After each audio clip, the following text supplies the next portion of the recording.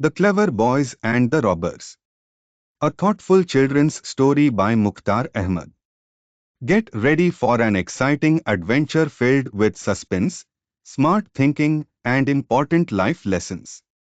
This engaging story teaches kids the value of alertness, presence of mind, and responsibility, all through the clever actions of two brave boys, Athar and Akif. Perfect for young viewers, this story blends action and heartwarming moments without being preachy. Athar and Akif are not just heroes, they are role models who show how courage and intelligence can make a big difference.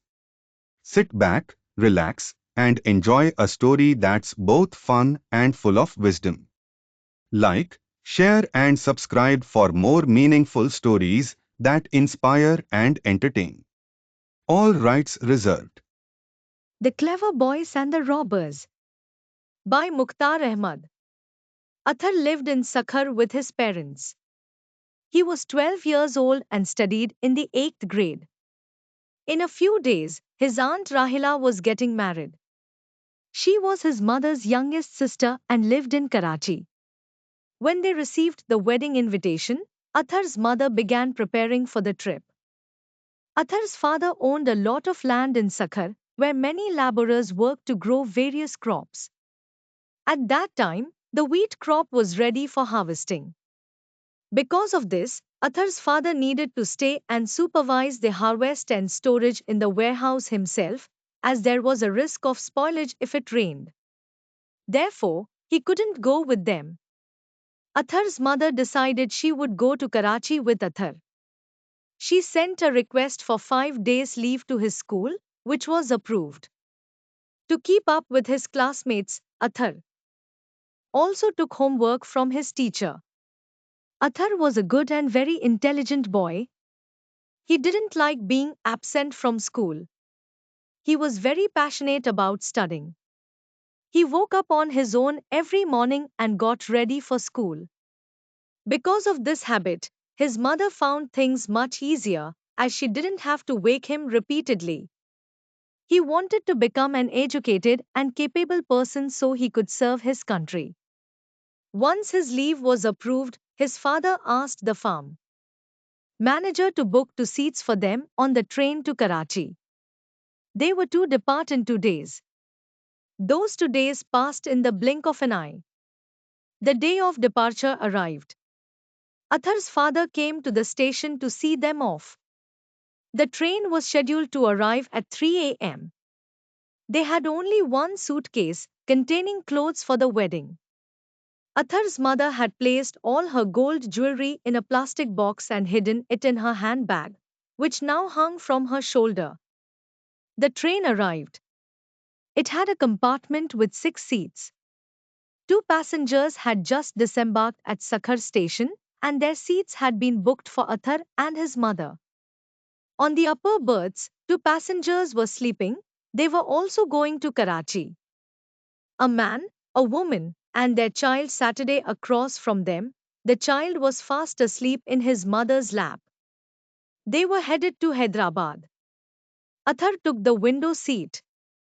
His father bought him lots of biscuits, wafers, and chips from the station shop so that the journey would be enjoyable. His parents were chatting while Athar stared out the window. Suddenly, he saw a man with a large mustache.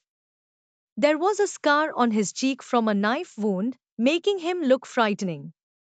He came and stood near their window, his eyes fixed on Athar's mother's purse. A chill of fear ran through Athar. He wanted to alert his father, but just then, the guard blew the whistle, and the train began to move slowly.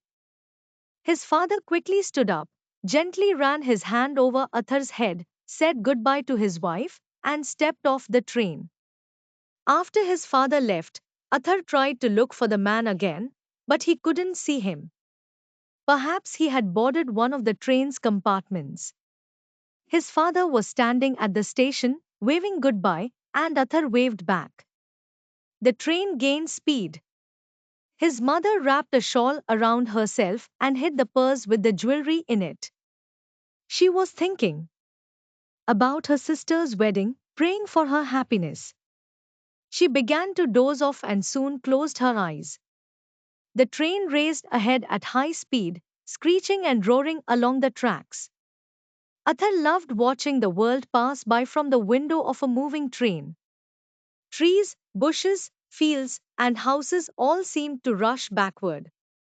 Stopping at small and big stations along the way, the train finally reached Hyderabad at 9 a.m. During that time, Athar had also fallen asleep. Before dozing off, he had checked the door latch to make sure it was locked from the inside. When the train stopped at Hyderabad, the noise of the passengers woke him up. His mother also woke and asked the tea vendor to bring 2 cups of tea. The family sitting across from them disembarked, and no new passengers boarded. With the opposite seat now empty, Athar moved over and sat there. Suddenly, he saw that same man with the large moustache and the scarred cheek standing once again outside their window, peeking inside. Fear gripped Athar again, and his heart began to race. Why is this man following us? Something's not right, Athar thought nervously. But once more, the man didn't stay long and disappeared into the crowd. Athar became suspicious of the mysterious man.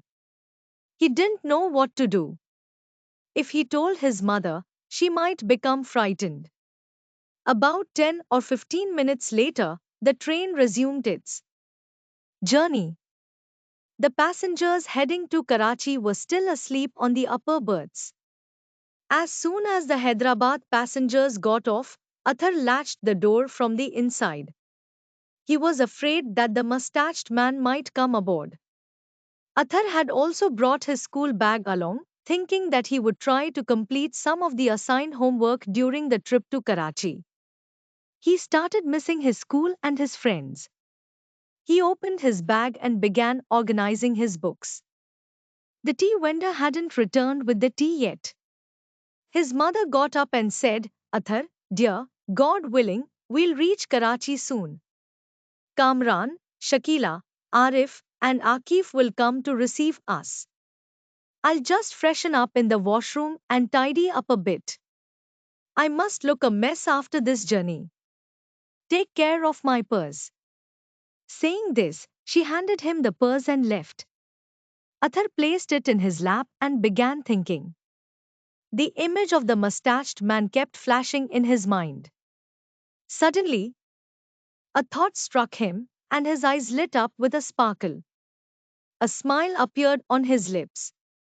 Shortly after his mother left, the tea vendor arrived with 2 disposable cups of tea on a tray. The tea was good, but expensive. Athar gave him a 100 rupee note, and the vendor returned only 20 rupees. When his mother returned, the first thing she did was take back her purse from Athar and hide it in her shawl. Then they both started drinking tea. Seeing Athar's books scattered on the seat, she said with affection, What's the rush to study? You're already sitting with your books here. That's good, isn't it, Mama? Athar replied. At least I'll get some work done. Once we reach there, Arif and Akif will be around. I might not get the chance to study while playing with them. His mother looked at him lovingly with a warm smile. At 1 p.m., they reached Karachi's Kent station. Uncle Kamran, Aunt Shakila, and their 2 sons, Arif and Akif, were already there to receive them. Everyone was delighted to see each other. Kamran uncle's high roof van was parked outside the station. Athar checked their compartment one last time to make sure nothing was left behind. Then they all walked out. Since they had little luggage, they didn't hire a porter. Uncle Kamran picked up the suitcase himself. Outside the station, Kamran uncle's van was parked a short distance away. There was a lot of noise from rickshaws, taxis, and motorcycles. Not far off, old, dilapidated passenger buses were also visible. Their engines were so loud that one could barely hear anything else. This lively atmosphere was something Athar only ever saw in Karachi, and he loved it. His school bag was strapped to his back. Akif noticed the bag and asked, Athar, what's in that bag? There are very valuable things inside, Athar said with a smile. His mother overheard Akif's question and also smiled. That's Athar's school bag, and it has his books. He told me he wants to take some time here to do his holiday homework. Hearing this, Arif and Akif were astonished.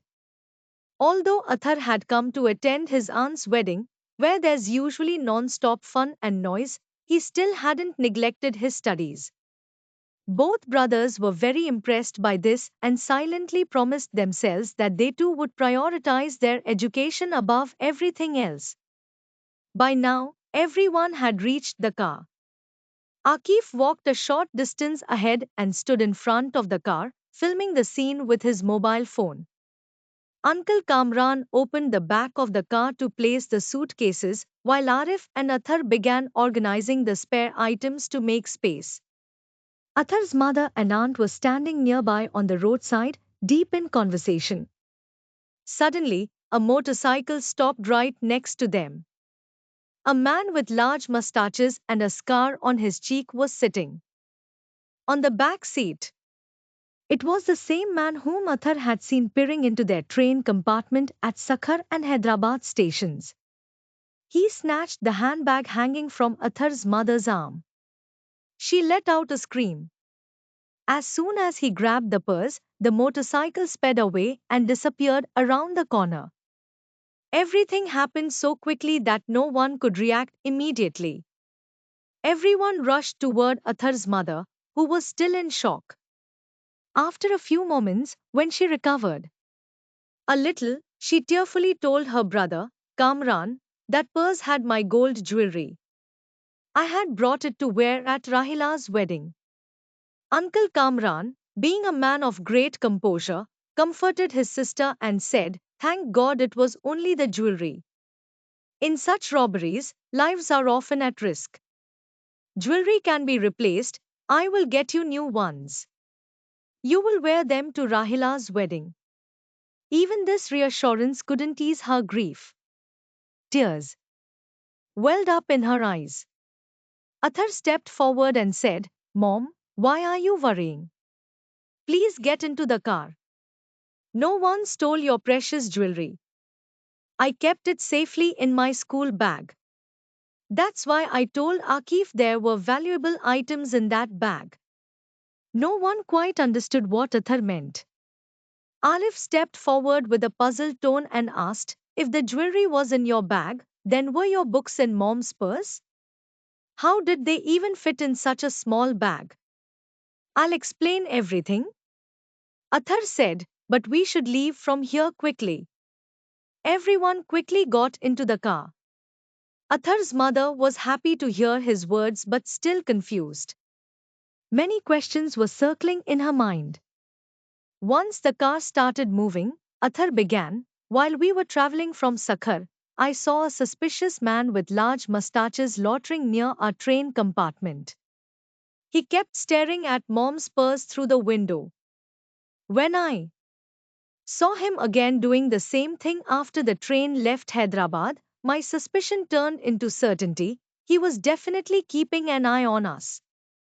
When the train left Hyderabad, Mom went to the washroom to freshen up so she would look nice when meeting you all, he added with a grin.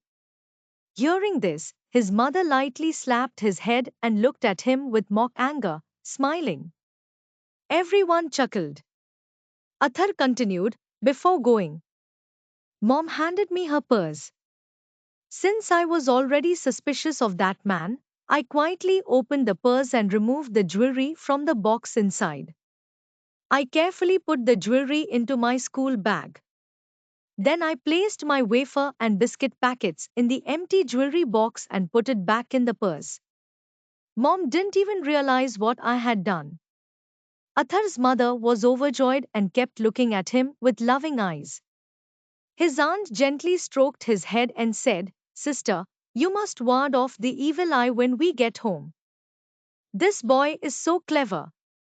Just see how smartly he tricked those thugs who had been tailing you since Sakhar. Darkness under the lamp, Akif muttered. Everyone looked at him in surprise. What do you mean by that, Akif? Arif asked, feeling jealous of all the praise Athar is getting. May God protect us from jealousy. It's a terrible thing, Akif replied, touching his ears. I was just saying that I too did something important, but no one seems to be paying attention. Well then, tell us about your great deed. We'll definitely give you attention after hearing it, his father said with a smile. He too looked very pleased with how things had turned out.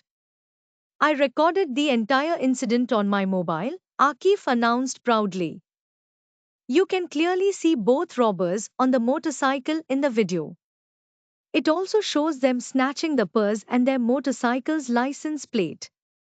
We'll give this video to the police, and they'll easily catch them. Anyway, these crooks have made life miserable for the people of Karachi. Catching them might help reduce this misery, maybe even their other accomplices will be caught.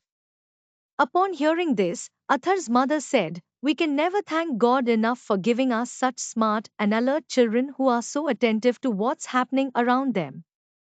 Akif, you've also done a wonderful job. I think this was an organized gang, and the police will catch them with the help of your video. Truly, both of you have done something remarkable. And that's exactly what happened. Once they reached home, Athar's uncle called his friend Inspector Farhat Usmani and informed him of the whole incident. The inspector rushed over, as these kinds of robberies had become rampant in Karachi, and the police were keen to put an end to them. After watching the video, he praised Athar and Akif highly. He commented, these boys are truly intelligent and quick-witted. Athar assessed the situation perfectly and acted wisely, while Akif bravely recorded the robbers without panic. This video will be extremely helpful in arresting them. Children should always be this alert and clever. Akif copied the video onto a USB drive and handed it to the inspector, who then left to take further action. The next day, the inspector traced the owner of the motorcycle and arrested him. With his help, the rest of the gang was also captured, including the mustached thug who had been tailing Athar and his mother since Sakhar. During interrogation, he confessed that he had come from Karachi to Sakhar for some work. His relatives lived in the same neighborhood as Athar. One day, he learned that Athar and his mother were traveling to Karachi for a wedding. He knew women don't attend weddings without jewelry, so he was sure she would be carrying it in her purse. Since he had to return to Karachi anyway, he booked a seat on the same train and contacted his gang members in Karachi to plan the robbery. But thanks to the boys' cleverness, they were all caught. He also revealed that when they opened the purse at their hideout, they found only kids' snacks in the jewelry box. His accomplices mocked him for going through so much trouble for something so worthless. This gang was large and notorious. Its members often snatched mobile phones and cash. They were ruthless and wouldn't hesitate to shoot innocent people if they resisted during robberies. Their arrest earned Inspector Farhat Usmani great appreciation from his superiors. When the inspector told his officers that the real credit for the capture went to Athar and Akif, both boys were invited to a ceremony 2 days later. There, they received valuable rewards and certificates of appreciation for their bravery and intelligence. Their heroic deed, along with their pictures, was published in all the morning and afternoon newspapers of Karachi, and their story became the talk of the town.